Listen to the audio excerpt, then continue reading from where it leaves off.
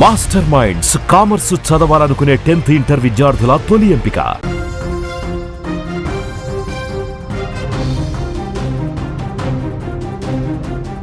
తమిళనాడు రాజకీయ ముఖ చిత్రం ఒక్కసారిగా మారిపోయింది.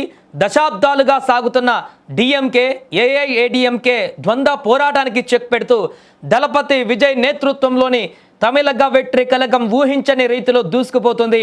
2026 అసెంబ్లీ ఎన్నికల ఫలితాలలో విజయ్ పార్టీ కేవలం కింగ్ మేకర్గానే కాకుండా ఏకంగా అధికార పీఠం దిశగా అడుగులు వేస్తుండడం సర్వత్రా చర్చనీయాంశంగా మారింది. ముఖ్యంగా మైనార్టీ ఓటర్ల మద్దతు విజయానికి ప్రధానమైనటువంటి బలమని విశ్లేషకులు భావిస్తున్నారు. సాధారణంగా ద్రవిడ పార్టీల వైపు మొగ్గు చూపే మైనార్టీలు ఈసారి మార్పు కోరుకుంటూ విజయ్ వైపు నిలబడడం గమనార్హం. రాష్ట్ర వ్యాప్తంగా ఉన్న కీలక నియోజకవర్గాలలో ముస్లిం మరియు క్రైస్తవ ఓటర్లు టీవీకే పార్టీకి భారీగా ఓటు వేశారు. కడలూరు, వెల్లూరు వంటి ప్రాంతాలలో విజయ్ అభ్యర్థులు స్పష్టమైనటువంటి ఆధిక్యం సాధించడంలో ఈ వర్గాల పాత్ర ఎంతో ఉంది. అధికార పక్షం పైన ఉన్న అసంతృప్తిని విజయ్ తన వైపు తిప్పుకోవడంలో సక్సెస్ అయ్యారు.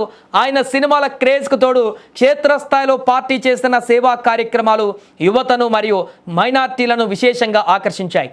చెన్నై పరిసర ప్రాంతాలలో టీవీకే ప్రభంజనం సృష్టించగా స్పష్టంగా అక్కడ ఆ ఫలితం కనిపిస్తోంది.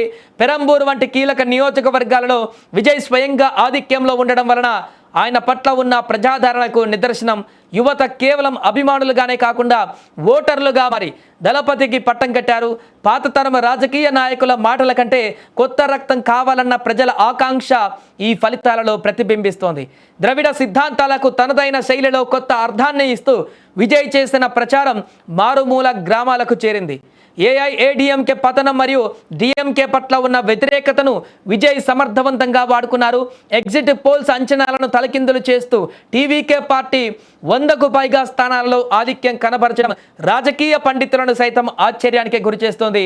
తమిళ రాజకీయాలలో ఎంజీఆర్, జయలలిత తర్వాత సినీ రంగం నుంచి వచ్చిన ఇంతటి భారీ విజయం సాధించిన నేతగా విజయ్ చరిత్ర సృష్టించే దిశగా సాగుతున్నారు. మొత్తానికి మైనార్టీల వెన్నుదన్నుతో తమిళనాడు రాజకీయాలలో విజయ్ శకం మొదలైందని స్పష్టమవుతుంది. ఏదేమైనా తమిళనాడు ప్రజలు కోరుకున్నటువంటి మార్పు స్పష్టంగా అక్కడ మనకు కనిపిస్తుంది. సినీ నటుడు హీరోగా ఉన్నటువంటి వ్యక్తి నిన్న ఉన్నటి వరకు ఈరోజు నేరుగా ఆ రాష్ట్రాన్ని పరిపాలించేటువంటి ముఖ్యమంత్రిగా ప్రమాణ స్వీకారం చేయబోతున్నటువంటి సందర్భంలో తమిళ రాజకీయాలు ఒక సరికొత్త అర్థాన్ని సృష్టించేటువంటి విధంగా మారుతున్నాయి.